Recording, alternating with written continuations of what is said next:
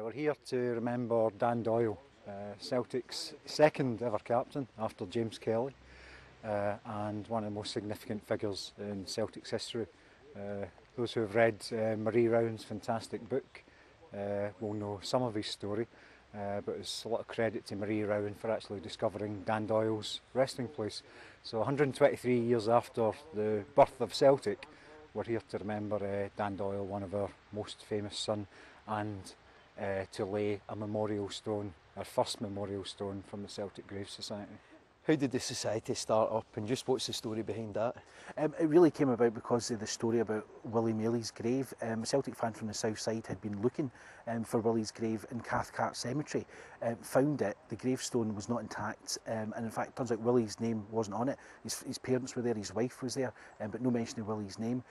So because of that, he posted up some photos on some of the Celtic websites, and people came together after that, concerned about that, and then with a view to saying, well, let's track down the other Celtic players and let's find out what state the graves are in and if any work needs done. Now, how can people get involved, and what are the plans for the future? We've identified the first ever Celtic team and where they all rest. Our plans are to make sure that each of those has a memorial stone. We have now started and identified virtually all of Celtic's original committee, the founding fathers of the club. So we hope to put stones in their unmarked graves too. Our website, www.celticgraves.com, is where people can log in, see the work we've done so far and get involved in whatever way they possibly can. If they want to give us their thoughts on how they can contribute, if they want to give us their opinion of what they've done, of what we've done so far, or if they just want to get involved in, coming along and remembering some of Celtic's famous sons. Well, I'd written stuff before, Gregor, for various Celtic players, and of course you do put in where they ended up, their final resting place on this earth. And Brendan Sweeney from the association just phoned me and asked me would I be interested in joining, and I was very interested in it, and he asked me to be patron as well, so I was really delighted to do so, because history, I like history in general, and Celtic history is always fascinating. I was going to say that to you, because even your own book, A Line Looks Back, it was as much a history of the club as it was of your own career.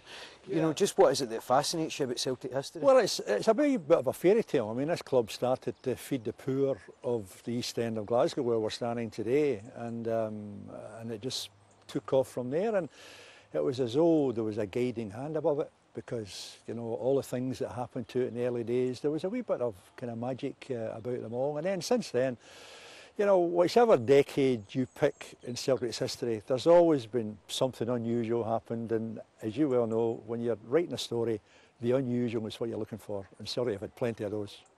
Now, we're standing here in the pouring rain in the middle of Dalby. When you see all these people gathered here on a day like this and marking the club and marking the history in such a way, is this what makes Celtic different? Well, it is, because for a club to be successful, Gregor, you've got to have a continual supply of players, and you've got to be well controlled off the field. And for most of it, it's 123 years now, as from today, Celtic have had that. And, they were lionised and feted when they played.